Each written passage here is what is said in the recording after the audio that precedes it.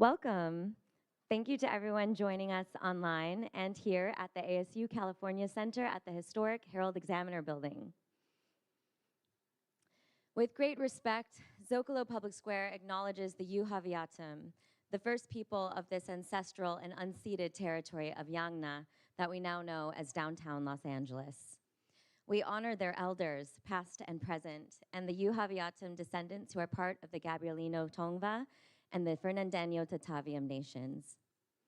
We recognize that the Tongva are still here, and we are committed to lifting up their stories, culture, and community. As Kuyam, we recognize our responsibility and obligation to care for their land. I'm Bianca Collins. I'm Director of Public Programs for Zócalo Public Square, a unit of Arizona State University Media Enterprise. At Zócalo, our mission is to connect people to ideas and to each other. Everything we do is free and everyone is welcome. We publish original writing and present conversations like this one. You can find us at zocalopublicsquare.org, on podcast platforms and YouTube, so please subscribe for our latest programs. We were founded in 2003, and we are now celebrating our 21st birthday year. Tonight, we're convening two back-to-back panels to ask, when does protest make a difference? First, a panel of scholars and thinkers will offer a larger context for this current moment, and then we'll hear from practitioners who have engaged in historic protests in Los Angeles and beyond. Guiding us through both conversations tonight is our moderator, Saul Gonzalez. A Golden State native, Saul has been the Los Angeles co-host of the California Report since 2019, covering such issues as protests, homelessness and housing policy, the state's response to climate change, and the ravages of the COVID pandemic. Before joining KQED, Saul worked for the PBS NewsHour, Religion and Ethics Newsweekly, and public radio affiliate KCRW in Santa Monica, where he also hosted the podcast series, There Goes the Neighborhood, about gentrification.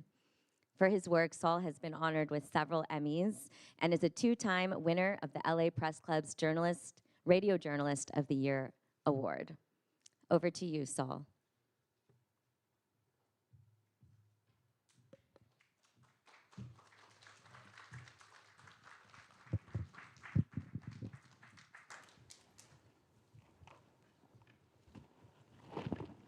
Good evening, everyone. Thank you for coming tonight. There are other things happening in the country, so thank you for being here and making the time. We really appreciate that. This is always an important topic. And I'd like to also thank the hardworking Zócalo staff, which always makes these events so welcoming to us, both to you in the audience and panelists and guests and hosts. And so thanks to them. Let me start with an introduction of our panelists tonight in this first group, the first group of people I'll be talking to. To my immediate left is Danielle K. Brown, PhD. She is the 1855 Community and Urban Journalism Professorship and is an associate professor in the School of Journalism at Michigan State University. Her research focuses on the diagnosis and intervention of misinformed media narratives about protests, social movements, and marginalized communities. All correct? Okay. She's the director of the LIFT Project, a collaborative effort that centers reparative narrative change for communities and in journalism. Prior to her decade-long research and teaching career, Brown worked as a journalist and nonprofit communication professional in Texas. Thanks for being here. To her left is Matt Coles, who teaches constitutional law, civil procedure, sexuality, gender and the law, and voting rights at UC Law San Francisco. He was Deputy National Legal Director of the American Civil Liberties Union from 2010 until 2016, in charge of work on disability, immigration, race, and voting. He ran the ACLU's National LGBT Project from 1995 to 2010, and before that was an ACLU staff attorney in Northern California. He has been involved in the LGBT civil rights movement since law school, and went as a legal advisor, and he was also a legal advisor to Supervisor Harvey Milk. And in that position, he drafted what became San Francisco's sexual orientation non-discrimination law. So there's history in that man. Next to Matt is Eugene Volokh. He's a senior fellow at the Hoover Institution at Stanford University. Before that, he taught 30 years focusing mostly on First Amendment law at UCLA School of Law, yay UCLA. Before coming to UCLA, he clerked for Justice Sandra Day O'Connor on the U.S. Supreme Court. Volokh is the author of the textbook, The First Amendment and Related Statutes, as well as over 100 academic law journal articles. He is a member of the American Law Institute and the founder and co-author of The Volokh Conspiracy, a blog that was hosted by the Washington Post and is now at Reason Magazine, and is fascinating reading. I read it. In addition to his academic work, he has filed briefs in more than 150 appellate cases throughout the country since 2013 and has argued in 35 federal and state appellate cases dealing with free speech. I have to catch my breath now. Thank you all for joining us. A warm welcome to our panelists. But wait, there's more. I'd like to remind the audience, get your questions ready, that we will be taking questions at the end of this conversation, which will go for about 30 minutes. If you're watching online, you can submit questions to the live chat on YouTube. So let's get started. And Matt, it would be moderation malpractice if I didn't start with the question that we're all gathered here to answer, or at least answer partially, to explore, which is protests and when they matter, and when do they make change? What do you think? Well, I think you have to start by thinking about what you're trying to achieve with protest. You might be trying to energize your constituency. You might be trying to persuade people generally of something, or you might be trying to actually change things, change policy at some level. Reflecting mostly on the anti-war movement of the 60s and 70s, the AIDS ACT UP demonstrations of the 80s and 90s, and demonstrations in the LGBT movement more generally, three things stand out to me. One is that I think the most effective form of protest, particularly at the start of a movement, is something that is arresting, often norm-defying or convention-defying, very often not legal, civil disobedience, but nonviolent. And I think that applies to all three kinds of goals that you might have for change. If we're talking about actually using protest as part of making change, then I think two other things come to mind. One, I think you need to have concrete, articulated goals, and ideally in a staggered level that lets you make change incrementally over time, so that you're not taking a one all or nothing shot when you're working at something. And the other thing I think you really need is organization. You need organization to put glue between the protest movement and the institutions that you're trying to change, people who are going to work on the organizations that are trying to change. And I think organization is generally essential to keep a movement sustained. And if you want to make change that endures in the United States, you've got to keep a movement sustained. Thank you, Matt. Danielle, do you have anything to add to that? Yeah, I would say that these are all really important things for a movement broadly when we think about like a collection of individual protests. But an individual protest, it also has clear goals that make it effective or not effective. And we have to think about those differently too. So sometimes it is, I want to protest because I want policymakers to make a change. But sometimes protests are simply there to signal their capacity to other people, right? We want politicians who aren't paying attention to start paying attention to an issue we care about.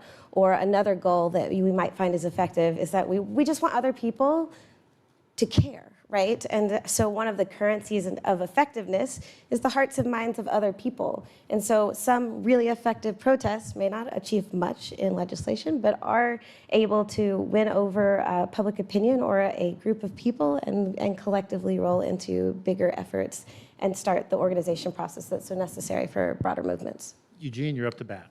Yeah, so this is a very important and difficult question, hard to figure out for sure. That's why we're here. What the answer is.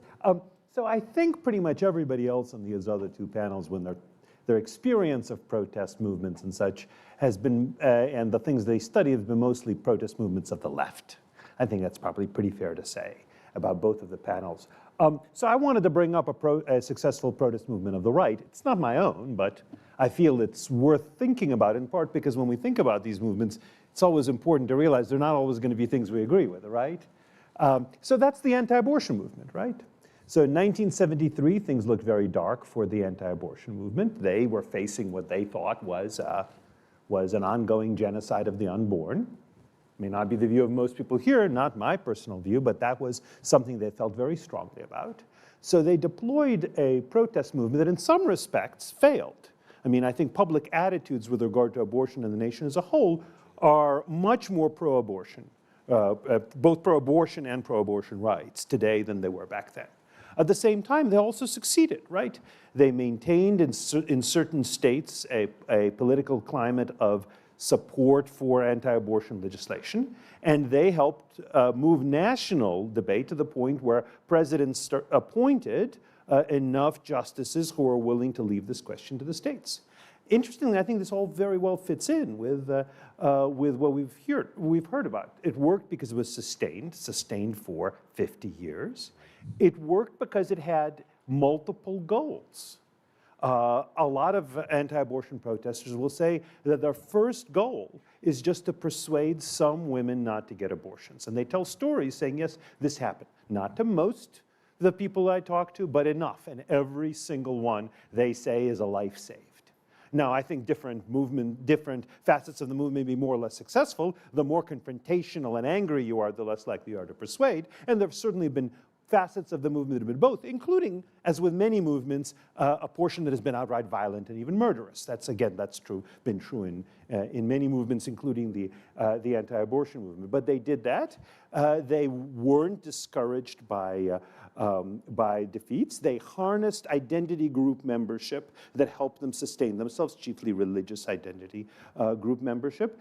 And my sense is if they hadn't kept this on the radar the way that they had, it's a lot less likely that the Supreme Court would have moved in the direction that it did. All right.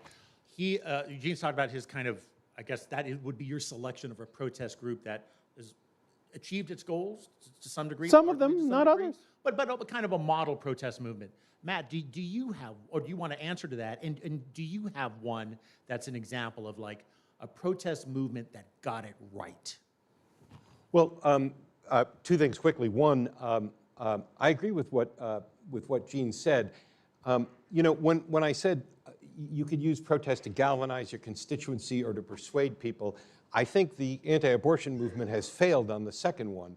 And my personal view is that you can't actually make change that endures, that's sustained, unless you can both galvanize your community and persuade people. I think they haven't persuaded. I think their change is going to be, in the grand scheme of things, relatively short-lived. One that I would put as I think tremendously successful were the ACT UP protests of the 80s and 90s. That essentially changed the way we handle medication and the way we fund health crises in the United States, and that's what they were aimed at doing. And because it took AIDS and HIV from the margins of the public discussion to the center or near the center? In part that, but it was focused on very concrete goals, right? We want to change the way we do drug trials in the United States. You know, in the 1980s, we would not, what we just did with COVID, we would not have done. We would have run 3 years of blind trials to see whether the drug worked or not. That changed because of ACT UP's protests. So they were particularly focused on what I would call the healthcare bureaucracy and the healthcare system, but yes, at the same time also convincing America that this was something they had to pay attention to. And how about you, Danielle, in terms of a protest movement that really, you think, achieved its goals or largely achieved its goals? Or whatever else you want to say. Sure, I would like to respond about the conservative movements. Much of my work is comparative, so I looked at modern protests since 2012 and compare them to see how media coverage treats some of these protests. Most people don't go to protests. Most people learn about protests through the media, so it's a really important mediated space. When we look at conservative movements like an anti-abortion movement, we find that media coverage is actually quite legitimizing. So it shows protesters as a legitimate part of the electorate. It shows them as having an actual agenda with actual goals and demands. And there are many social movements that are prominent in the United States and elsewhere that don't enjoy that kind of media coverage, and so they also don't have the same sort of ability to affect the public in the same way. So one of the more successful movements that is very complicated and doesn't have full public opinion is the Black Lives Matter movement. It has done an amazing job at keeping the awareness and keeping people's understanding of police violence in Black communities around the United States. And it's also been incredibly effective at carrying on the legendary work of the civil rights movement in the 1960s and helping sort of the legislation that didn't go through during that time come through in the 2020s. Eugene, do you have I gave them an opportunity to respond to you, or they partially responded to you. Do you have anything to say to what they've just said? No, not at all. I mean, I suspect that, I mean, I guess I do have something.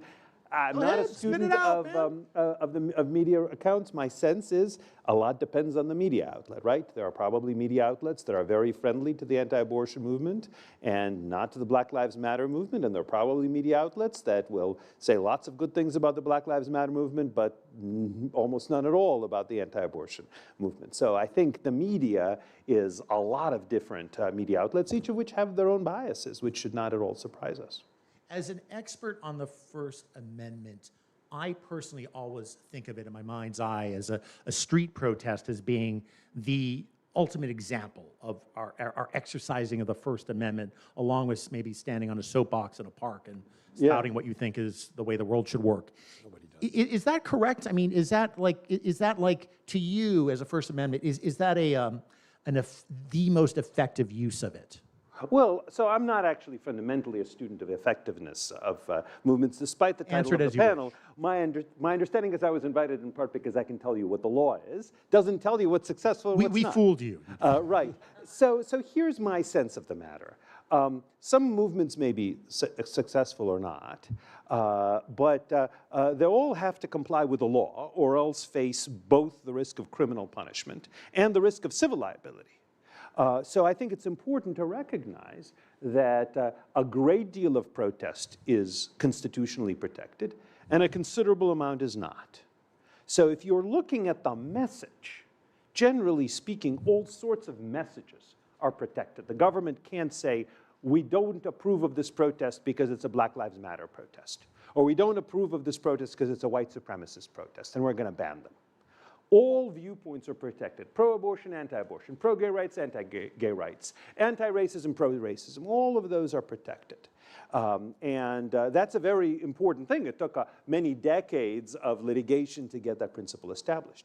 But once you get to restrictions not based on content, but based on other factors, for example, the noise level. What if somebody wants to have very noisy protests in the middle of the night?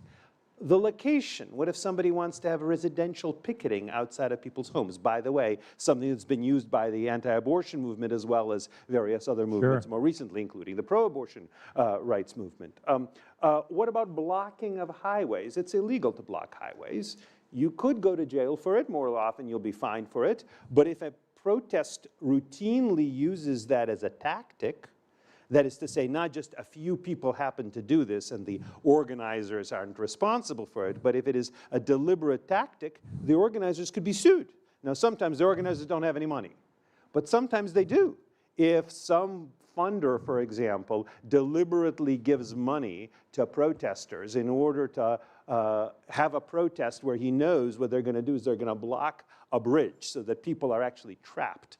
Falsely imprisoned is the legal term, until the protesters leave, you could sue the funder for that. You could sue the funder not just for the money he gave, but for damages, including punitive damages, for aiding and abetting or conspiring in order to produce this illegal activity. So it's important to realize there are lots of legal ways of exercising your free speech rights during a protest. But the fact that you are protesting doesn't give you immunity from content-neutral laws, generally speaking. I oversimplify here, such as ones that limit blocking traffic, limit having sit-ins in various places. You know, the anti-abortion protesters would chain themselves to an abortion clinic door. Of course that's illegal. Of course they were rightly punished for that. Yeah. Matt, do you have anything to say? Just one quick thought. I know you do. I saw you making those motions. I think it's really important for people who are organizing protests to understand what Gene just said, because I think people often think protests, that's protected by the First Amendment. Before you start something, before you figure out what you're going to do, you need to know where the lines are, and you need to know how big the risks are. Do you think, when you look at the sweep of protest history, let's say last 50, 60 years, again, I'm of an age where I can barely remember the civil rights movement, kind of the tail end of it and all.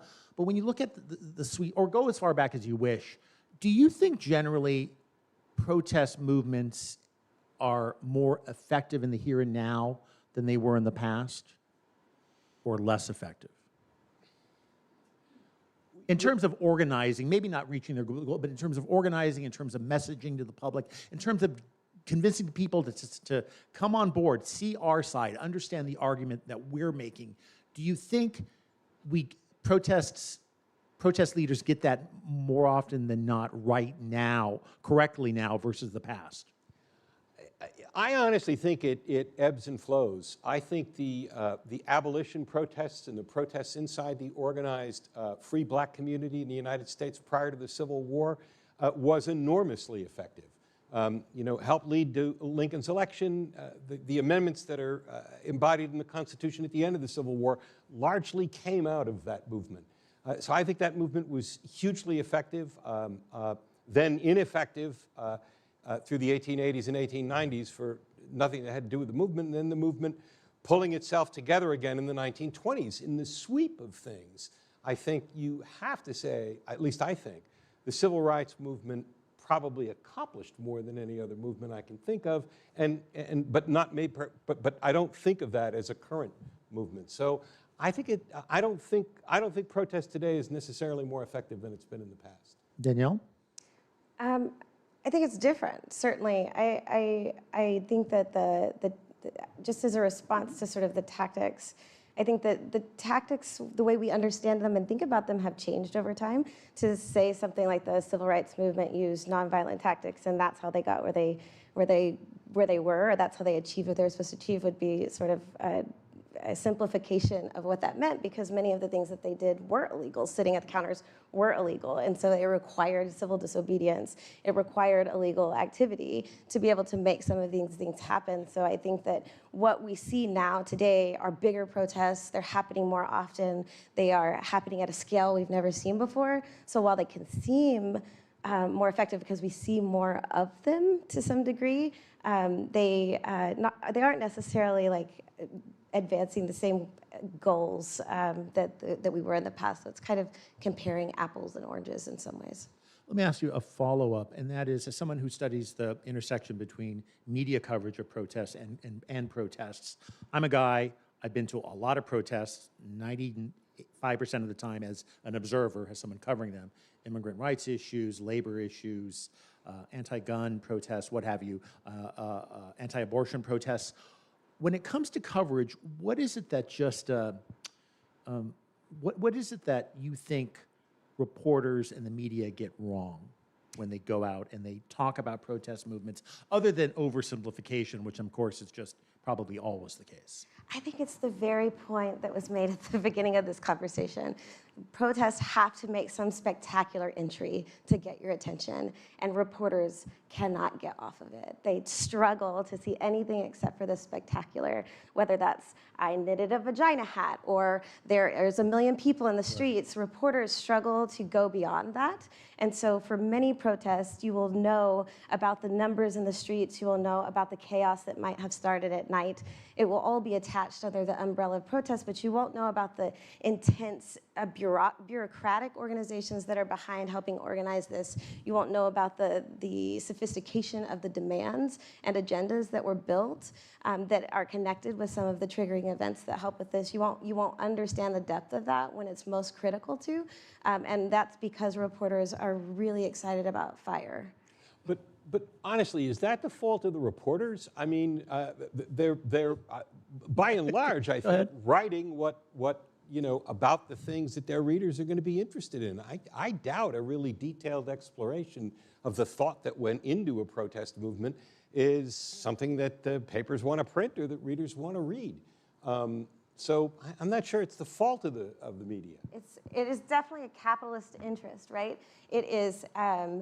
And it is important to report that on day one. It's also important to understand protest and citizen demonstrations as a piece of the democratic opportunities that we have as citizens, and to report them in the same way as we would spectacular politicians, right? They do spectacular things, and we let them, and reporters eventually go to cover their policy remarks that they had to introduce those, and the same thing needs to happen with protests at a similar level, and it doesn't. Eugene, in response to what you've heard in this exchange, if you have one. We're humans, we're shallow. That's just the reality. That becomes clear each and every day. Right. No, but let me go back to the point you originally made. You're talking about the the anti-abortion movement. And kind of the subtext to me of that example was, we too often code protest and protest culture and protest movements as something that's progressive, that's something to the left and not of the right and not of conservatives. Is that correct in your mind? So I do think that that is how people perceive this. I think it may be, if you count the number of protests, they're mostly on the left. I think it's useful, especially when we're talking about what I'm talking about, what I focus on, which is what's the law and what should the law be, and is the law just? I think it's useful to make sure that you've got like test cases in your mind on both sides. Because if you're going to say, oh yes, the rule for protests should be, oh, so very pro-protest, because, and the real reason deep down inside, because we are humans and we're shallow, is because I like those protests, then, you know, maybe you're not thinking enough about what it would be like with a protest you don't like. And then the question is, what should they be able to get away with? And then, of course, I suppose you could say, well, the legal rule should be better for left-wing protests than for right-wing protests, or vice versa. That's certainly contrary to the existing First Amendment principles, which is that the rules have to be the same for everyone here. And it's also probably not politically viable. So I think it's just useful whenever you're thinking about how we should think about protests, to have in mind not just the protests you like, but the protests you don't like, and then maybe some of the protests you're indifferent to, and make sure that whatever rules you're endorsing are ones you'd endorse for everybody. Matt, Danielle, are you so generous-hearted when it comes to protests you don't like, that don't agree with you ideologically? Oh, absolutely. I mean, look, I spent most of my career at the ACLU. I think one of the things that you have to recognize at the ACLU is that if everybody doesn't have the same First Amendment right, nobody really has any rights at all, because then you're allowing the government to pick and choose between different ideas, and that's completely impossible. We also used to think at the ACLU that the First Amendment was in many ways our greatest success. If you go back to the anti-war marches of the 60s, the early 60s, much of America thought people had no right to be doing those protests, love it or leave it. I think the American public, by and large, is much more accepting of protests than it was then. Now, partly that makes it more difficult to make your splash and get your attention, because there is a lot more protest and we're really used to it. But I think the public's acceptance of that makes change through protest possible in the United States in a way it is in very few other places in the world. The power systems in the United States make it difficult to personally like all protest. But I think that one important piece of the conversation with protest is, and as we think about what should or should not appear in a particular way or how things should be treated, is how protests appear in our democracy. Like, we have to understand that there are protests to try to make that democracy crumble, that are pro-authoritarian rallies or protests in different ways, and that sort of fits a different genre than what we're thinking about in terms of traditional political differences and trying to understand human rights. And so for me, I think it's really important that as we think about which protests we want to compare and be equally analytical about, that we also are placing that back in the broader scale of, is this falling into the government system that we understand, or is it completely defying it and trying to overthrow that to create a different system? We're coming to your questions soon, so just to, this might be the final question for this panelist, for me, but a lot of questions from you, both online and here in the room. You know, I have to touch on the season of protests that we've experienced in recent months, and that is happening now in Chicago to some degree and will likely be renewed on college campuses in the coming weeks. Just very briefly for each of you, what are you thinking about that now, what this country and what a lot of college campuses have been through, and what a lot of Palestinian and Arab American students have been through, and Jewish students have been through? Eugene, I'll just start with you, but if we can just go down the row. Sure, I think, again, it's important to distinguish two kinds of restrictions. One is, we don't like your message. So this is where Representative Stefanik was talking about, well, aren't you folks going to do something about pro-genocide speech? And I think actually the presidents were correct in saying, no, we can't, we shouldn't, because we are not supposed to restrict speech based on its viewpoint. And in fact, actually, pro-Israel speakers, I think, should appreciate that, among other things, because pro-Israel people are now being accused of supporting genocide because of the deaths in Gaza. Now, I actually think that the Israeli response is quite justified in Gaza. I don't think it's genocide, but obviously lots of other people disagree. Everybody's got to have the right to speak equally on this subject without any viewpoint-based exceptions for supposed hate speech or anti-Semitism or anti-Zionism or advocacy of genocide or what have you. But when it comes to people, for example, breaking into buildings, or when it comes to people occupying space, like camping out in space, that's supposed to be shared space. It's supposed to be equally available to other students who might want to use it to cross the quad and go get into a building or just hang out on the quad or whatever else. There must be, and there are, content-neutral rules that restrict the misuse of that, and they need to be enforced. And if they're not enforced against one set of speakers, they can't be enforced against other speakers either. Matt? I disagree with Gene on the last point. One of the things that really struck me about the Palestinian and Gaza protests on campuses was how little the presidents of the universities seem to remember from the 60s and 70s. You calculate when you enforce things, and a lot of that enforcement was really stupid. It was calling in police when you didn't need to, creating problems that you didn't need to, and creating sympathies in various places when you didn't need to. As to whether they were effective or not, it's awfully early to tell. But I will say this, it seems to me that more Americans know about Gaza now than have in a long, long time. And to the extent those protests were designed to raise awareness, it looks at this stage like they were pretty effective. Danielle? So I agree. I think the way that university officials and cities responded was very complicated and created chaos. It created opportunities for protesters who were not engaging in illegal activities to then be illegal. We saw like a university, Indiana University, change their rules overnight and about their protest in a particular space, and had several students and faculty members arrested for being in a space that the day before was legal. And so I think that one of the things that we need to look out for and think about is, again, like what political system is governing protest, what's protecting protest, and how that has played into what we see and what we know is going on campuses and that will go on. Thank you. We're moving on to questions now from all of you. They'll be far more cogent than my own, I'm sure. And Okay. All right. So if you are in our in-person audience and have a question, please come line up over here to my left. And in the meantime, we're going to get started with an online question. And the question that we'd like to ask is for Eugene. For Eugene, is it constitutional to pass legislation that makes it illegal to criticize the state of Israel? Absolutely not. And I don't think nobody has actually tried to go that far, but there have been attempts to try to restrict speech on campus on the ground that is anti-Zionist, on the ground that denying, for example, the legitimacy of the state of Israel is inherently anti-Semitic. I've long spoken out against them.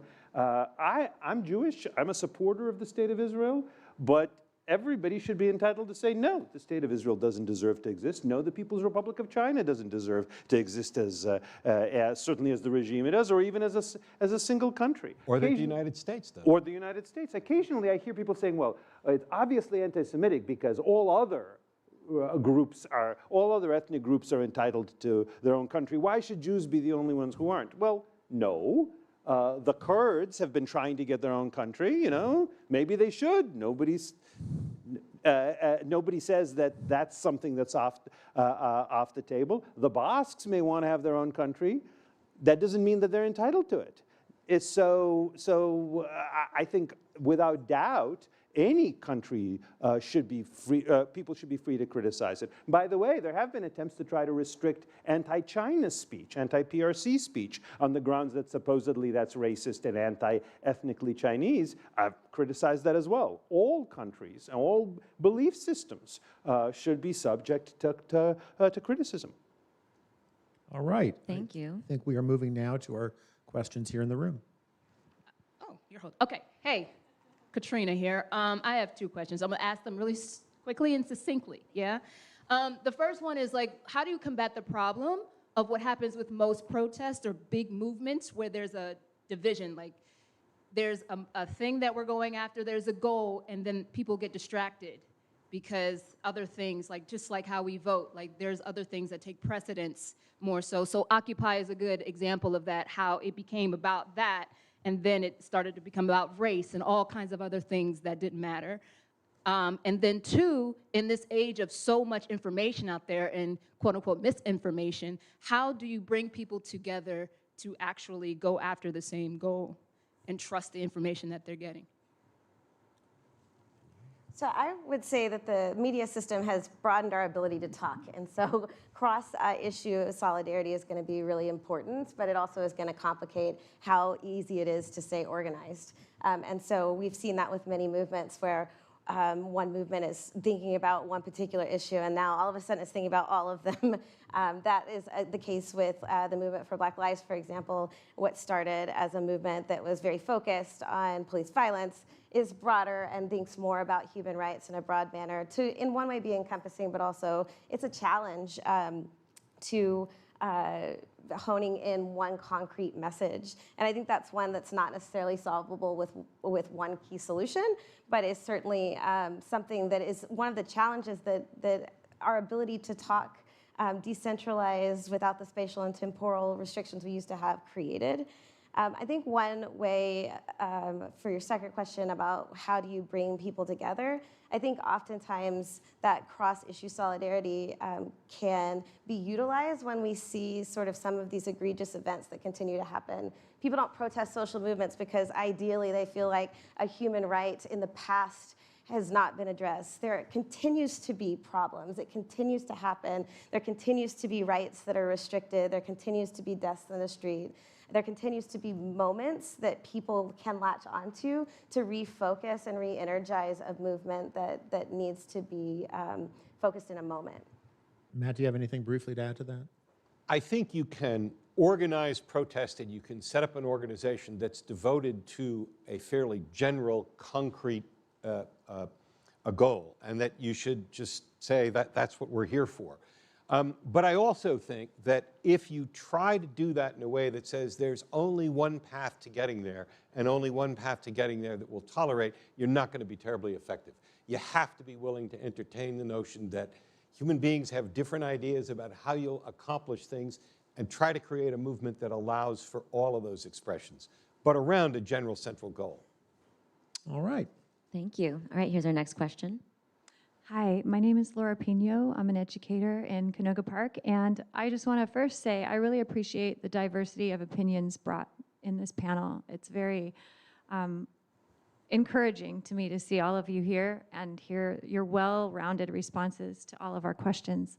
That being said, I have a multitude of questions. I'm going to limit them to, if I can get through 3. The first one is the contrast between the gentleman who was killed by a tank in Tiananmen Square, who was run over by a tank, and it made headlines worldwide, and contrasting that with Aaron Bushnell, who lit himself on fire in front of the White House, and that got like a blip in the media response. And I'm just curious why the contrast exists and what the media, what they choose to cover and why, because it seemed very how would you say it? Very not equal in terms of the response of the media to both of those deaths.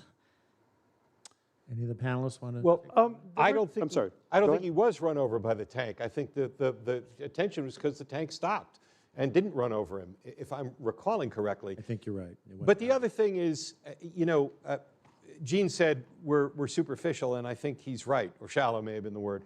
I think he's right. I mean, having worked in putting together things that were designed to get media attention, there's some things you can do that you know are going to work, but you know it's going to work more if it's a slow news day. It's going to work more if it's a slow news week. And that kind of stuff, it's just unpredictable. How many people were killed in Tiananmen Square?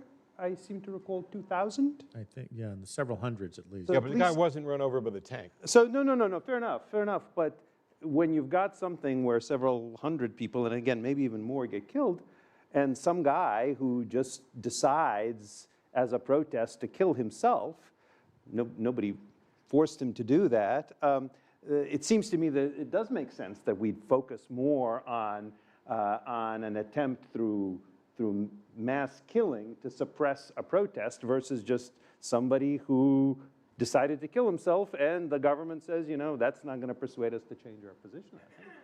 I think this is one of the problems with seeing so many protests. We become, in lots of ways, desensitized to the spectacular. Self-immolation is a spectacular. That's how we saw the Arab Spring. In many ways, that's why why people in the United States know about it.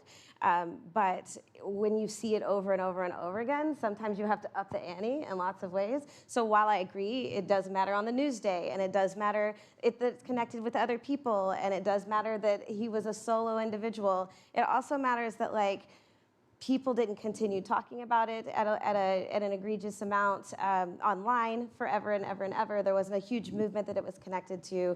And then, in addition, people have seen this before online. And I think that desensitization, however awful that is a real problem that we're going to see on social media.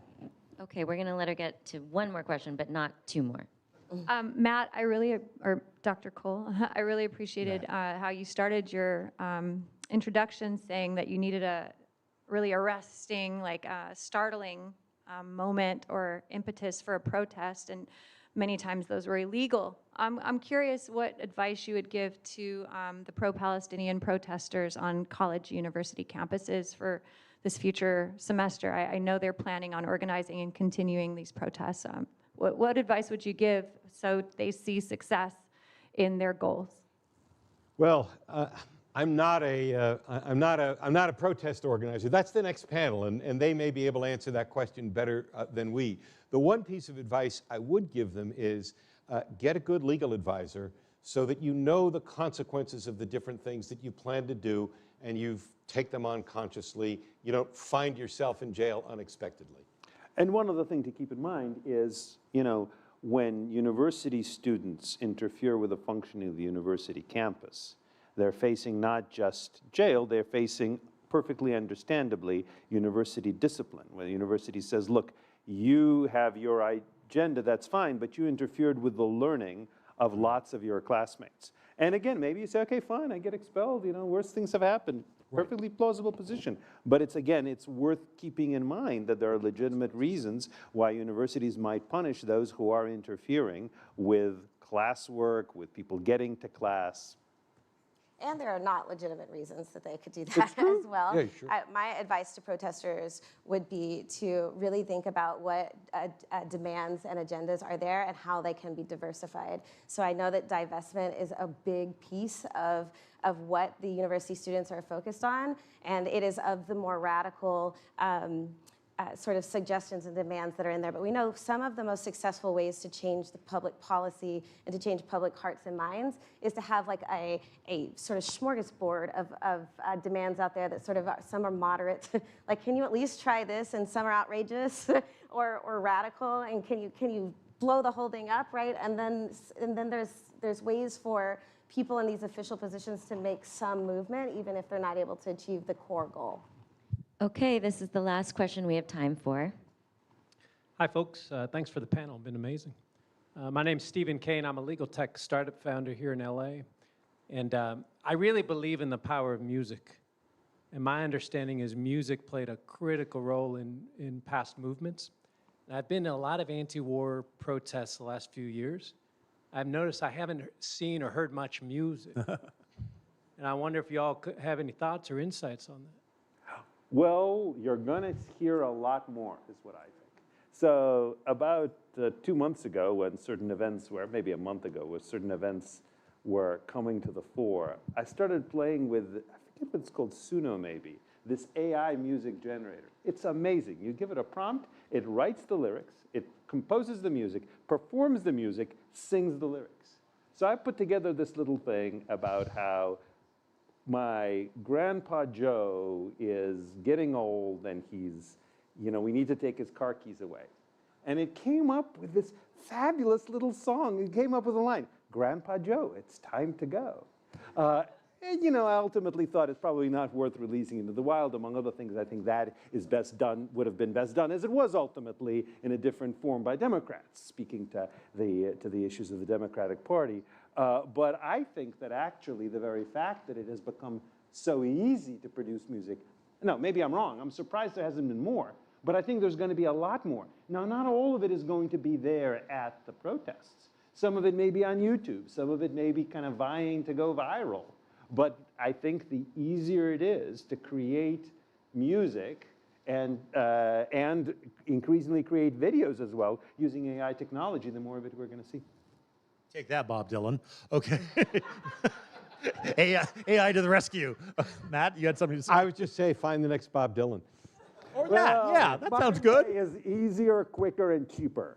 Oh, and You are and one it's heartless because dude, it's man. easy that it won't be as good. Maybe right, maybe right. But more I'm not saying it's better. May I just widen that out a little bit? I mean, just the importance of theatricality to protest movements and you know, frankly, putting on a kind of show, that plays a role, right? I mean... It does, and I think that these protests, especially the ones we've seen on college campuses, aren't musicless. I think that there's just so much attention to arrest and distress and chaos and rioting-like behavior, disruption, that you don't have time to see it. You know, these students are in many ways encamping, so they're taking their beds and they're staying out there, and the whole time they are not yelling because then they would lose their voices and that would become ineffective, right? They got to do something else. And so there are, like at the University of Texas, there were many drums that were outside. I know like a drum line that stayed out for many hours and had a drumathon, and they switched off, and that was very nice. And you know, like the music is there. It is at different campuses. I'm just not quite sure we've heard it at the Bob Dylan level quite yet. Yeah, no, not quite yet. Was your question answered sufficiently, sir? Okay, great. There might be an opportunity afterwards for further conversation, so talk music then. All right, we are going to wrap up this first conversation with our great guests, Danielle, Matt, Eugene. Thank you so much. I learned a lot. It was fascinating. Pleasure. Thank you. They are going to exit stage left, I guess, and we'll bring in our second panel. Two panels. It's a Zócalo first. And as they walk in and take their seats, I will introduce them once seated. Thanks. Hello. Hi. Hello, hello.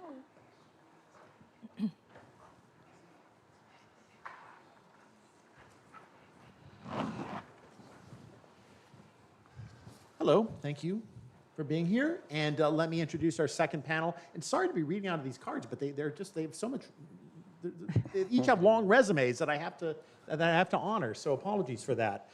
To my immediate left, and this conversation, by the way, will be much more of a in the trenches level, I think. But we can also talk about wider issues as well. To my immediate left is Pablo Alvarado. He's been a leader in the immigrant worker rights movements for more than 20 years. Pablo co-founded Los Jornaleros del Norte, day labor band in 1996, and the National Day Labor Organizing Network in 2001. Under his guidance, NDLON has worked with local governments to establish safer worker centers, provide information to workers to help combat exploitation, improve skills, gain access to essential services, strengthen local worker groups, and build immigrant leadership. Pablo has won numerous awards and recognitions, including receiving the Next Generation Leadership Fellowship from the Rockefeller Foundation, which recognizes entrepreneurial risk-taking and fair leaders who seek to develop solutions to major challenges of democracy. Thank you for your work, Pablo. I appreciate that. We appreciate it. To his left is a doctor of psychology and law enforcement leader, Sandy Jo MacArthur. She has served over 4 decades with the LAPD, including in numerous high-profile positions on police reform, police training, incident management, and use of force.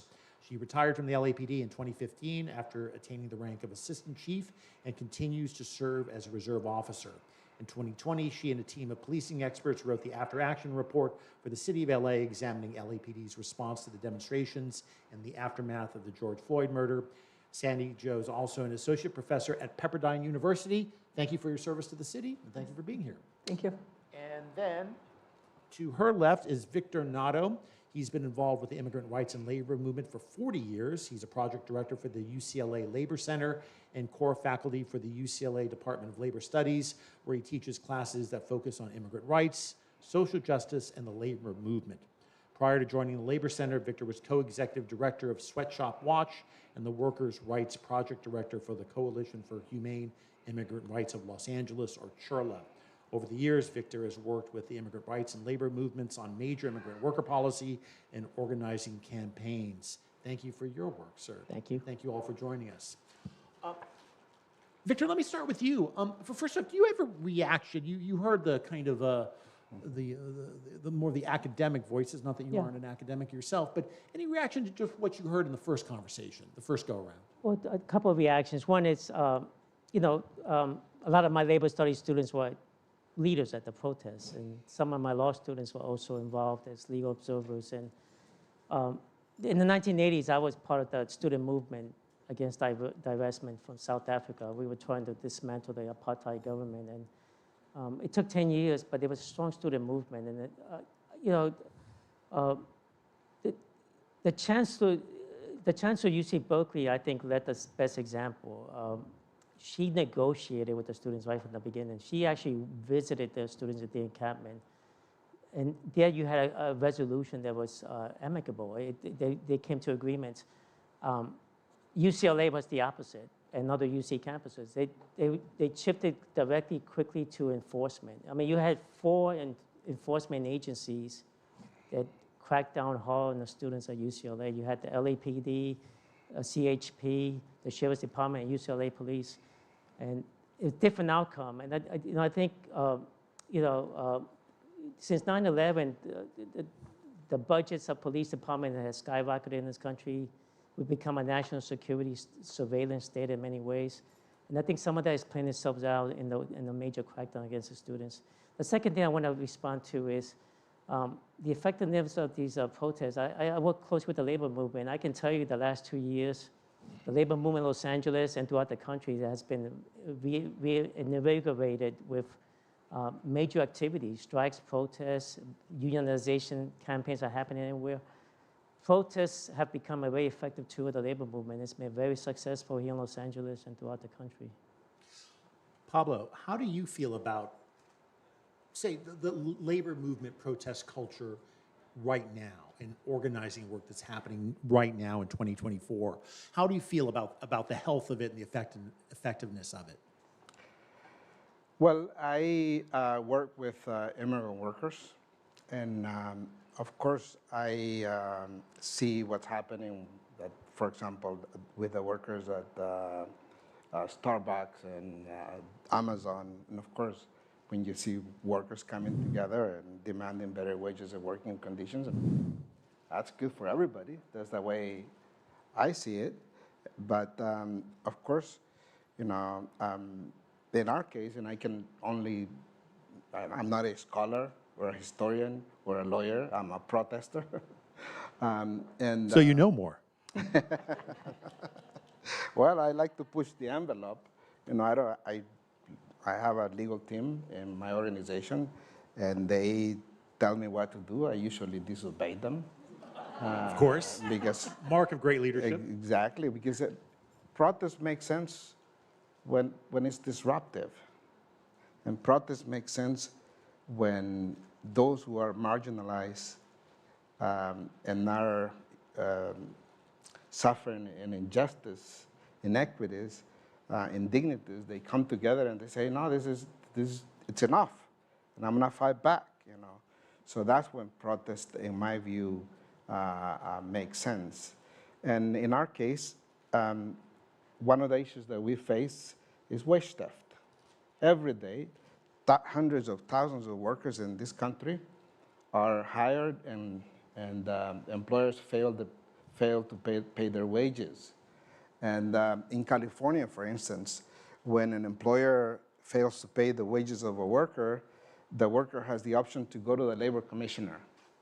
At the end of the process, all you have is a piece of paper that tells you you won, but there's no way to enforce that employer to actually pay the wages. Right. So what do we do when we have the piece of paper? We can't go to the police and ask them, hey, go get the wages.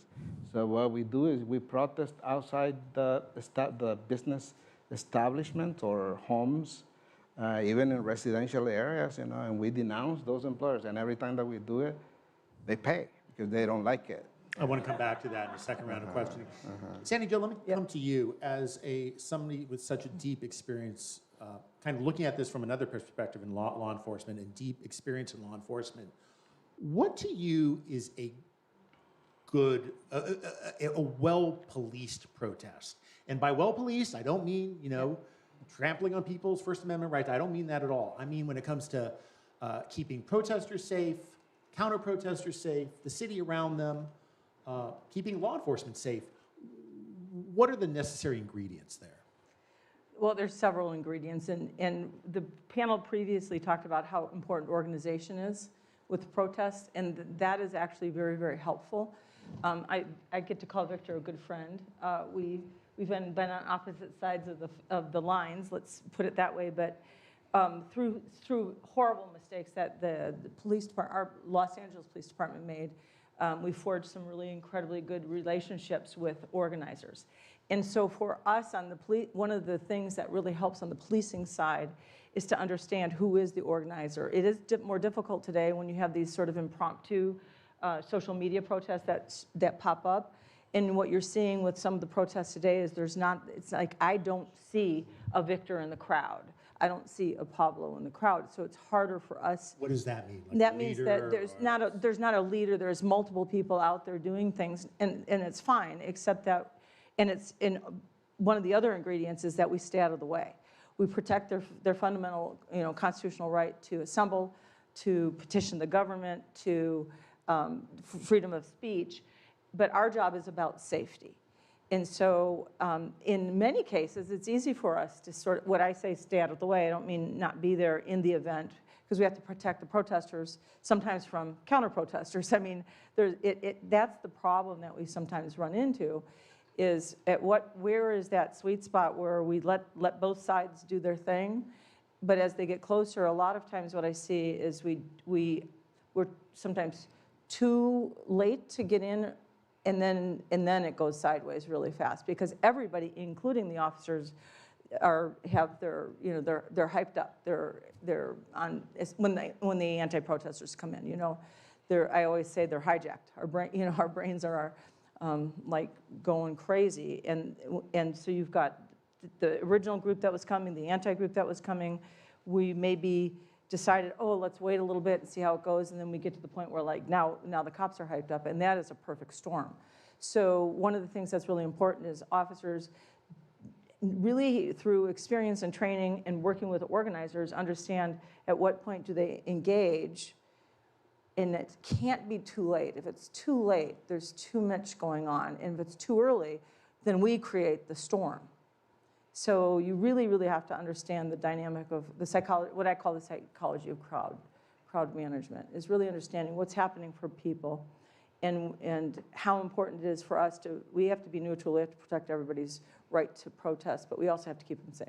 Right, thank you. And I want to come back to policing and the importance of just having seasoned officers on site as well. We'll get into that. Yep. A question for both Victor and Pablo. Victor, I'll have you respond first. When I think of this is in a local context, but when I think of protests in a local context that have been incredibly successful, I think of them in this city, in this region, coming often from the immigrant, working class communities. I think of everything from going back to Mothers of East LA and their fight against the Lancer energy system or the prison they wanted to build there. I think of Justice for Janitors, going back again several years. More recently, the fight for 15, when it seemed at a time, it seemed pretty incredible, like, what, they want $15 for minimum wage? I mean, that's crazy. That's never, I covered a protest thinking that's never gonna happen, and sure enough, well, and I'm just wondering, do you think that lessons can be learned from other protest communities and other protest groups, from what's happened, the successes in those communities that have protested, labor and immigrant organized labor?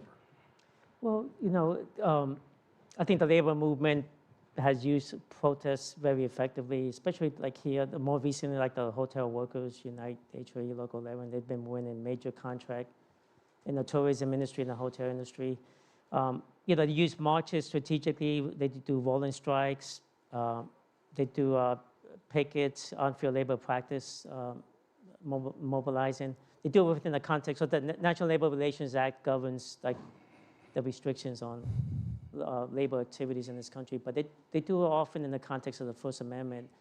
The immigrant rights movement, I mean, Pablo and I were at CHILA, the Coalition for Humane Immigrant Rights, when we started working with other groups to start the modern day version of the May Day marches every May 1st. And that led to the big mega march in 2006, where between March 25th, 2006 and May Day, you know, 4 to 5 million people throughout the major cities in the country. But here in Los Angeles, we had major mega marches with immigrant community members. But I think, you know, every movement has its own analysis. I mean, I think that George Floyd, what happened with the killing of George Floyd led this other movement with Black Lives Matter and other groups that has its own specific analysis of effectiveness. And I think, you know, I won't compare them all, but I think the important thing is always to focus on the response of their government, the response of law enforcement. Because I think the organizers I work with, you know, like Pablo and others, they know how to de-escalate. They know how to resolve crises on the streets. Mm-hmm. And oftentimes, 99% of the time, that can prevent situations from deteriorating, especially when you're dealing with anti-immigrant protesters. You don't really need the presence of law enforcement. The big march in 2006 on March 25th, where you had close to 1 million people on the streets, I put the police permit for that march, I only put down 5,000. There was no police presence at all anywhere for the whole day.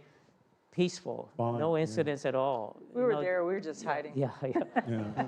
And then Pablo has brought in, you know, with many groups, they brought in culture, music. It's because March, you know, for me, the First Amendment in protest is also the assembly, the right for us to come together in solidarity and celebrate, you know, our work for justice. And I think Pablo, like with the Jornaleros of Norte and other cultural events, have generated that. So it's because people always think protesters are angry, but we also celebrate our movement, and we use music, and music has been very effective too to counter protests. I see a lot of joy, particularly in immigrant protests and dealing with labor issues as well. Can I ask you generally the same question, Pablo, which is, are there things to be learned from the immigrant rights movement here in LA and in Southern California when it comes to the protest movements more generally?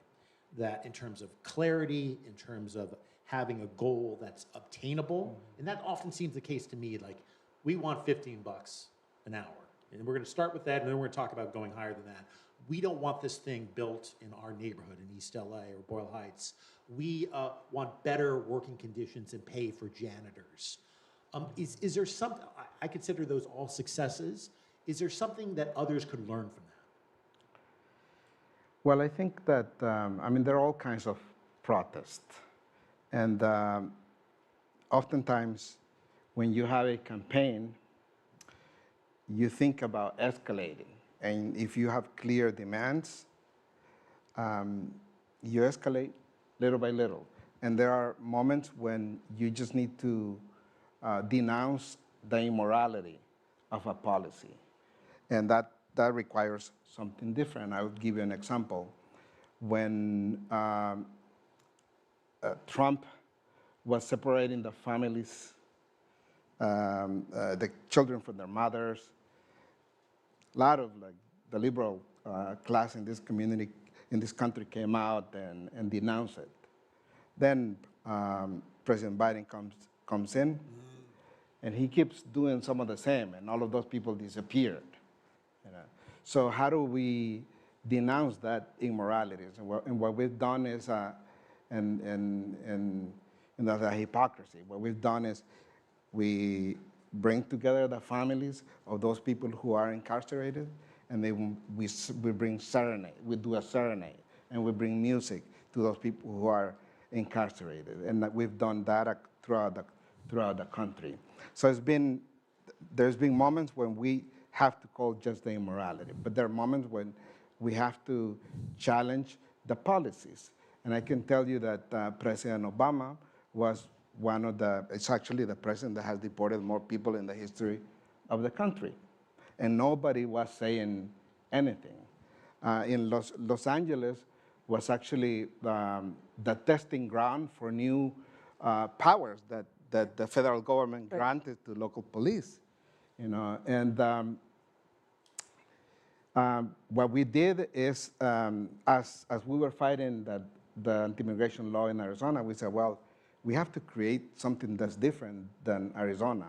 And we came to California, and we introduced a piece of legislation called the Trust Act that limits the collaboration between the federal authorities and local police, but it wasn't enough. Obviously, when Trump comes in, one of the senators in the state calls us and tells us, well, this is the time for you to get everything that you wanted. And of course, we came out with a good policy that has prevented the deportation of hundreds of thousands of people. Zócalo organized a similar discussion where Sheriff McDonald was present. And I can tell you that he was the most powerful opponent of SB 54, that piece of legislation. And what we did during the Zócalo event is that we served him. We said, we don't want to ask you any questions because you are supporting this piece of legislation, and we want you to answer in court. And that was a direct action, one of the very successful direct actions against a person that was opposing the bill. Similarly, the author of the bill was negotiating with the governor, and they were watering down the bill in a way that it would be just useless, symbolic. So we decided to protest the author of the legislation, and we told them, got to stop, got to make it right. And while there were 15 people talking to him, there were 400 people outside protesting him, and that was our friend. And this is what we have to do to protect communities. That's, in my view, when protests are effective, when it's actually the people who are suffering the consequences of the bad policies that are actually doing it. Because oftentimes, these kinds of efforts are essentially hijacked by elites, and all of a sudden you have people speaking on behalf of others. That's when the celebrities come out.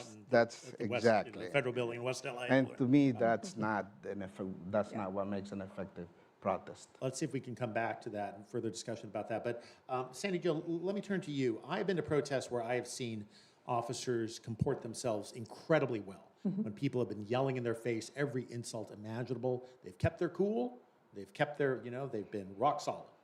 I've been to other protests with law enforcement where they just seem to turn on a dime from being cool to hostile without me seeing anything as to what caused it, right? Yeah. And you see the soft uniforms go away and the riot gear come out, and the beanbag guns come out and all the rest. Why does that happen? I mean, first off, do you agree with that sometimes there is a needless escalation by law enforcement? And if so, why? Well, definitely, there's definitely sometimes there's a needless escalation by law enforcement. Generally, when that happens, it's easier to see it in hindsight than it is in the middle of it, in the fog of what's going on. Like everything. Right? Yeah, yes, but hindsight is very important. And hindsight allows us to have lessons learned in what we did and didn't do. So a lot of times when you see the escalation start to come up, you've got very inexperienced officers on the front line. Usually your youngest officers are out there. They don't have the experience that they should. They unfortunately sometimes can take these things personally.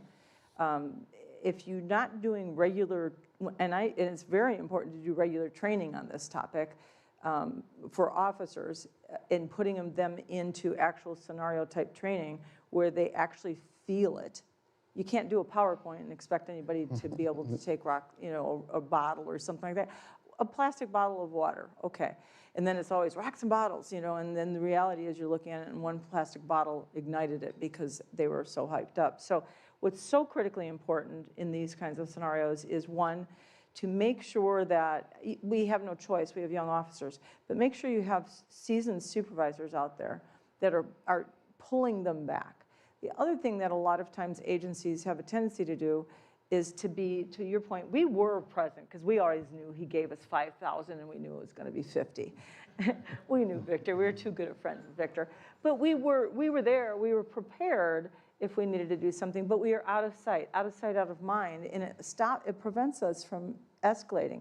What oftentimes happens is one or two bad actors that have nothing to do with the protesters start to come out and decide, oh, this is going to be fun, and they start to get people, one or two people riled up.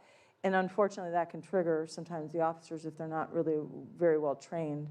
But we have seen lots of really good things over the years where we've done a really good job when it could have exploded and it didn't. The issue when you looked at all the protests across the country for the George Floyd, I think one of the problems that was happening there is we actually had fatigue going on. We had officers working 14, 15 hours a day, 6 days in a row. And I don't mean just in LA, I'm talking about across the country. Horrible. That is a horror. That is, it's just a recipe for disaster, because you don't think the same thing after 4 or 5 days, and little things will start to trigger you. It also, and rightfully so, with the murder of George Floyd, the protesters were about us. So that also became something different that officers hadn't dealt with for years. When I was young, I like to say when I was really young, in the 60s when we were having the Vietnam protests, we saw that, but we hadn't seen that for a very long time, where we were actually the other side, you know. It's about you. It was about us, not right? you personally, but right. the No, but yeah, but in reality, the bottom line is if you wear a badge, it's about you. So how do you depersonalize? If you're not training people to depersonalize those kinds of things, because again, our fundamental duty is to be out there to protect and to allow these people to have the right to assemble. I think that's, like your point, is so critically important. We always go freedom of speech, but we need to protect the right to assemble and to petition the government.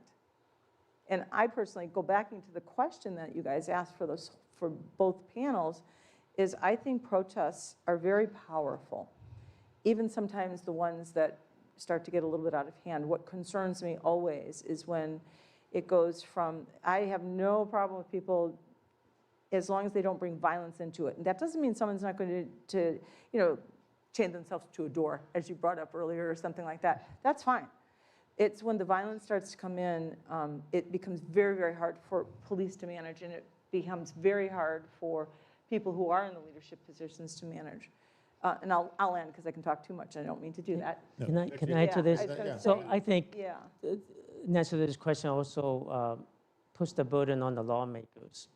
You know, New York, I grew up in New York City, and I grew up in New York City in the 60s, 70s. I witnessed repression from NYPD in my neighborhood, and many of my friends were criminalized for no reason. And the message was given by the mayor back then, and like today's mayor, there's a reason why New York police officers come down hard on protesters, and they've been coming down hard on protesters, because they get the green light from the mayor. They get the message. It matters the way the perception and the viewpoints of, city officials, especially the mayor and city council. That also translates into the conduct of law enforcement on the streets. So I think it really, it's not just the police department, it's the message that comes from the lawmakers themselves. The political leaders. We have to hold them accountable as well. Political culture. UCLA, there was a difference between, as I mentioned earlier, there was a difference between UC Book and UCLA in the way it was handled, the encampment, because it came from the perception of the decision makers of both campuses. Mm-hmm. Yeah. Yeah, and Victor or Pablo or Victor, either one or both of you can answer this. When does a protest movement kind of just fall on its behind, or when it comes to nuts and bolts organizing? That's not the right way to phrase it. When it comes to just raw organizing, when does a protest fall short? What does it need that sometimes you see isn't happening in it? and excuse the awkward question, but do you understand what I'm asking? I mean, I've been reading a lot recently about the history of the civil rights movement and about the extreme importance of organizing and clarity of vision and thinking of a protest as almost a tactical matter and not just something you're going to do and show your anger and your rage, but being very smart about it. And do you see that often enough? I mean, which we had like, maybe Zócalo Square should have a session on the nuts and bolts of what goes into a protest. And I think Pablo referred to this, and there was somewhat reference to this in the other panel, but the planning for this doesn't just happen the day of. It's like weeks of planning. How does it fit with the strategy? Like what is the intended outcome? And where does it fit within that process? After the protest, we just don't just like leave it behind. There's a lot of analysis, evaluation that goes on. It helps what happened in the protest or didn't happen determines the next steps in the campaign. It's a process that's never ending. Yeah. But I think we often don't appreciate that because that's not what's captured in the media. The media just captures what happens the day of. It doesn't go into all the work that went up the weeks leading up to the event. You often and don't then want what us in those happens the meetings weeks anyway, afterwards. right? Yeah. Or the bad stuff. Yeah, Capture the bad yeah. stuff during the. Could you talk about an instance where you learned something from a protest that didn't go well or didn't achieve what you wanted it to achieve? What did you learn? I don't think that, in my case, I don't think that my organization or with the other groups that we work with have organized a protest that hasn't been I mean, successful. they have May Day I don't 2007, right? But that wasn't our fault. That was, I know, but That's our fault, yeah. the lesson learned. 100% it was. The lesson learned from my standpoint is but don't. let me yeah, share don't- this yeah. experience because I think I think the police officers are people, and they have their own points of views. Absolutely. And I want to share this story because we have to think of them when we do a protest is we have to think of the moment, where we are, where the politics are, in the fight against the anti-immigration law in Arizona back in the 2010, right? Mm-hmm. We were protesting against a local business that had hired off-duty sheriff deputies to patrol the neighborhoods and arrest workers, day laborers in particular. And they didn't even hang out around that store. Home Depot was 2 blocks down the street, but they would go and arrest everybody. So we began a boycott against that establishment. Every Friday, Saturday, we were there for 3 months. And all of a sudden, the counter-protesters start coming. And they were coming armed. These were the so-called Minutemen Project members. They had guns, and not just the assault rifles. And at that time, the infamous Sheriff Joe Arpaio decided to side with them. So all of a sudden, you had people with swastikas and really ugly messages against immigrants, and the sheriff and his passive volunteers standing with them. So what do you do in the face of such hostility? Do we fight with the same level of hostility, or do we de-escalate? And what we decided to do is infuse the protest with arts and culture. White supremacists don't like a mariachi band. I've heard that. Not big fans. They don't like the big bandas, brass bands, and they don't like the eloteros, the people who sell the corns in the streets. We brought them there. Yeah. So, and when you have those circumstances, a song, a cumbia, becomes the antithesis of white supremacy, and that brings down the hostility. It's reading not the room, only in right? our side, but in the other side. And I think that when we fight from that angle, from the angle of love, not from hatred, but trying to build understanding and denounce what's ugly. Mm-hmm. I think we've been very successful in doing that. Day laborers have faced those kinds of individuals. In fact, at a given moment, there were 50 protests in front of day labor corners and day labor centers across the country, and they wanted to provoke violence. And Of course, Martin Luther King taught us how to fight peacefully, by creating tension too, peaceful tension. And I think we've been very successful at doing that, And of course, our adversaries are much more powerful than we are. I don't think that at the national level we have the power that we need to get an amnesty for immigrants. But at the local level, the reason why Trump wasn't able to deport as many people as President Obama did is because we have established layers of protections at the local level. I believe we are moving to questions now. Thank you all for taking my questions. I really appreciate that. I so enjoyed the conversation. And we're moving to questions, again, both from online and from all of you in the audience. Great. Well, actually, someone just got right into line. So I'm going to start with an in-person question. Please just say your name. My name is Anwar Judah. I've heard a lot in both panels about how important it is to be organized in your protests. But when things are happening very real time, and you need to turn, you need to get attention quickly, like when there's a sale at a synagogue of stolen Palestinian land, or another $20 billion sent to the Israeli government while, the international courts have said they're plausibly committing a genocide. How do you organize quickly and make sure your points are heard and you get that momentum before the time is lost? Because sometimes you don't have weeks. Anyone?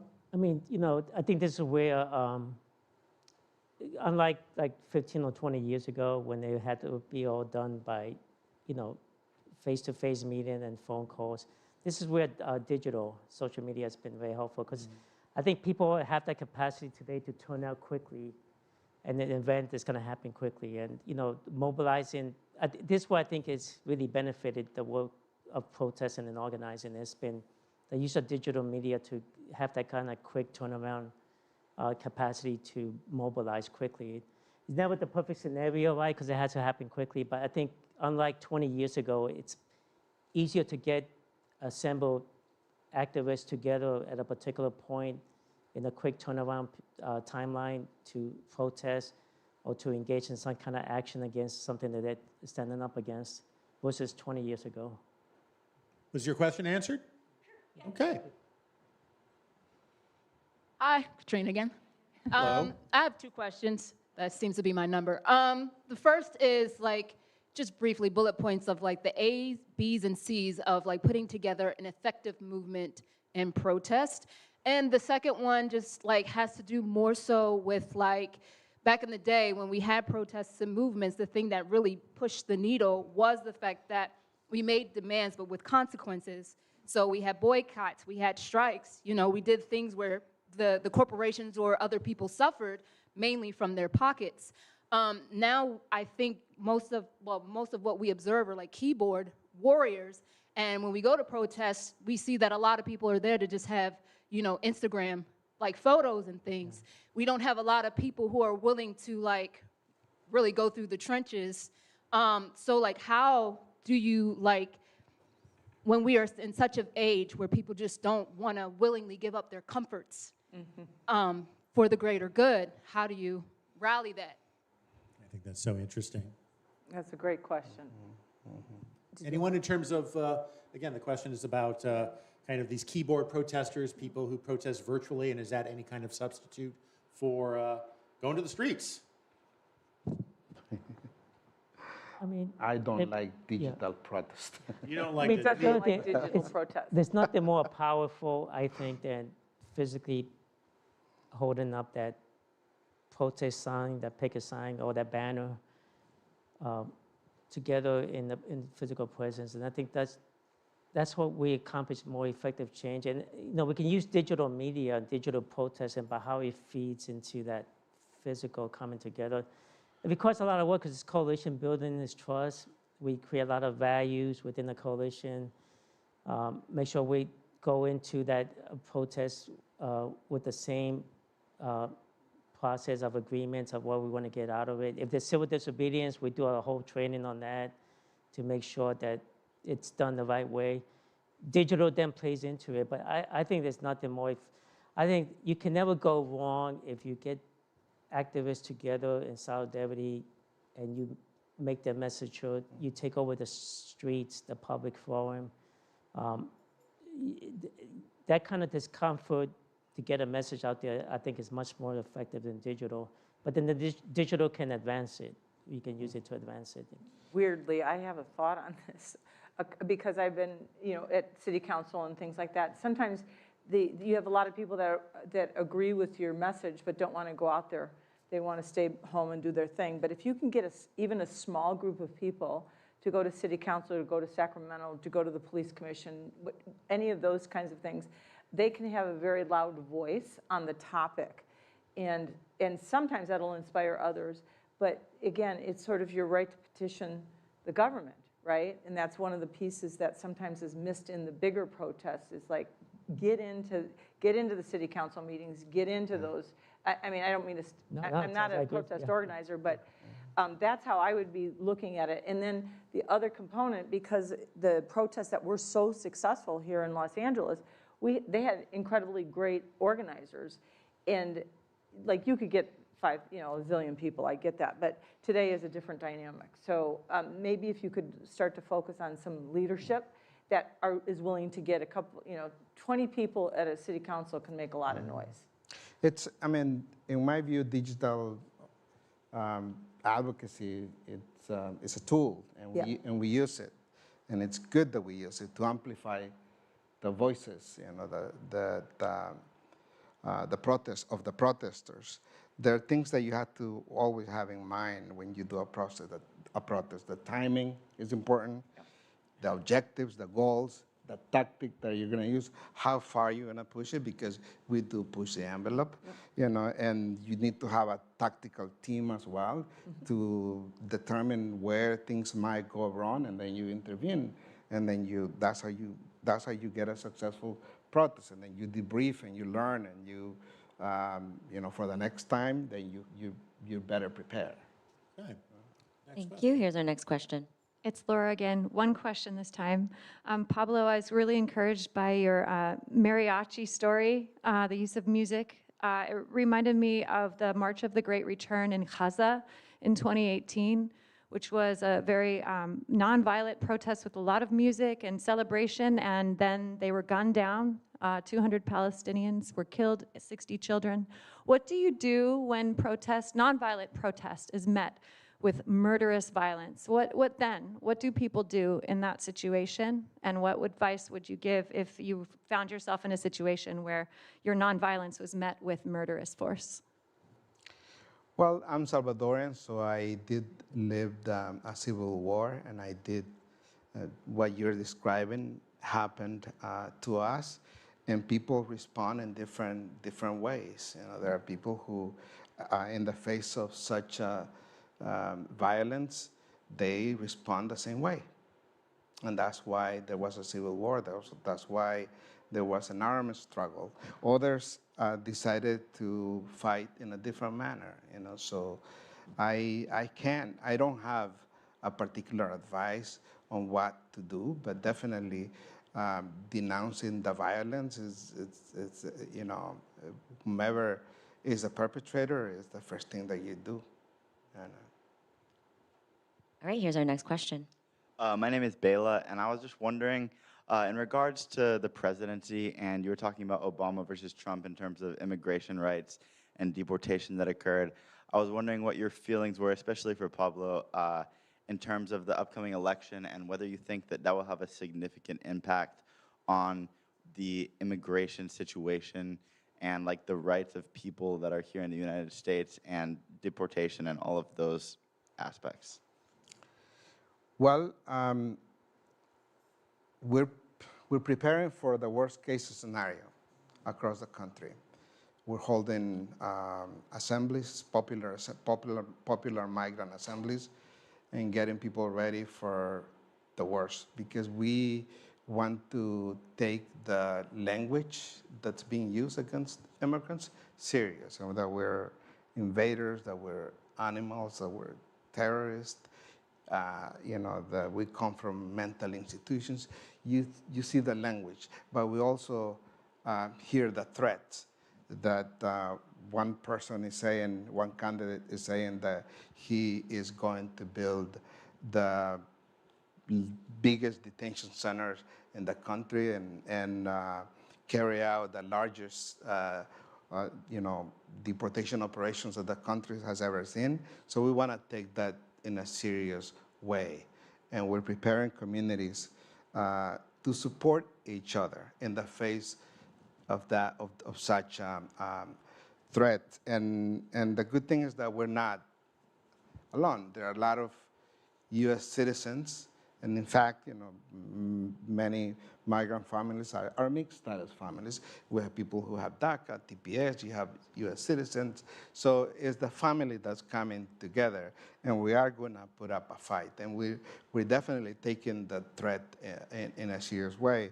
Our fear is that the extremists in this country are not just defining the agenda for the Republican Party, but they're also dragging the Democratic Party to the right. And in fact, Democrats are becoming more anti-immigrant than before. So these are the dangers that we are facing, particularly when every single issue that the country is facing, it's you blame the immigrants.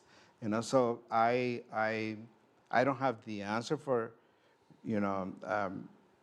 your question necessarily, but I can tell you that we're preparing for the worst scenario, and hopefully, we get a lot of allies in fighting back. Thank you. This is the last question that we have time for. Hi, my name's Sophia. I have a question for Sandy. I thought it was interesting you were talking about the psychology of crowd management and a core issue in needless escalation being the lack of officers getting riled up, I think was the language that you used, and the lack of live training as a potential solution to that. So my question is, what training do LAPD officers receive, and what's being done to bridge that gap? So after MacArthur Park, we go back, and Victor was actually part of helping us sort of look at what we need to do differently. We did actual training with each of the districts or the divisions would go together, so there'd be numerous officers, and then they could play the role of the crowd as well, right? And we talked about how important it was for us to stay out of the way, identify the organizers, which has been our success ever since up until recently. And that training was required to do, we were doing that every year. We'd bring people in who were organizers to talk to our command staff, which is really, really important. And we really actually forged a relationship that as they were planning, we would be planning. They would know our plans, they weren't secret. But the first plan was always to go straight to one of the hats. They'd always wear a hat. And we'd find them. So instead of us intervening when we saw certain people starting to act up, we'd go first over, are these your folks? And then they would go and do the de-escalation, because the uniform can sometimes escalate that kind of situation. The other thing you have to do when you're training officers, you have to actually put them in a scenario where they're getting yelled at, screamed at, water bottles thrown at in training, so that they learn to self-regulate during that moment. And so that was really important, and we were doing that every 2 years, and like everything else, it's bad problems faded. What happened in MacArthur Park faded, and we weren't doing the training anymore. I would like to say it was because I left the department, I retired, no, but I'm not going to say that. It just, a lot of things happen, and so what we saw in the 2020 protests that sometimes turned violent, and sometimes violence on our side, from the policing side, we had a lot of younger officers who had never received the training, and the little bit of training they might have received, it was in the academy, quite different, and so there was a lot of inexperience out there. And there was a lot of fatigue out there, which is not good. And we were not, as an organization, paying attention to people and how many days off in a row they were working. And in the beginning, we were doing a pretty good job. There wasn't the problem. And then as we continued. That protest was really the first protest where we didn't know who the organizers were. And that became problematic. And it's not on the people who were protesting, that's on us. And we did not have a plan if we didn't know who the organizers were, really what do we do? We had several groups throughout the city that absolutely should have turned violent, if you think about it.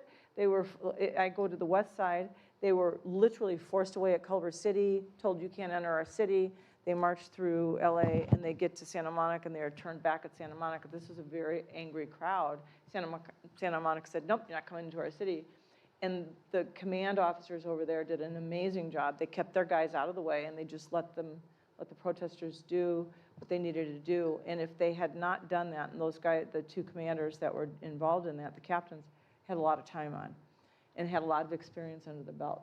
And so it's very important that organizations do not get laxed in terms of how important this is. You can have 30 great protests and then one, and boy, all the trust we build goes away. And now we're back to trying to rebuild trust because we did not do a really great job during some of the 2020 protests.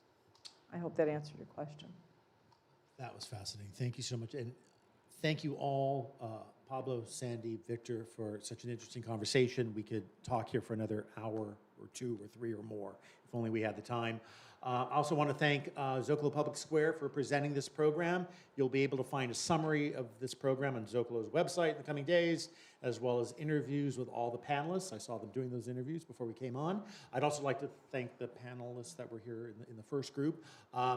Please consider subscribing to Zócalo's newsletter, podcast, and social media for more great conversations. You can have a whole Zócalo lifestyle.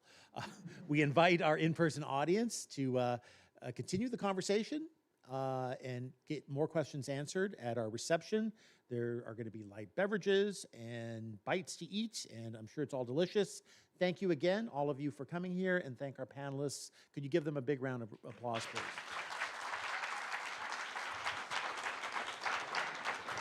Thank you.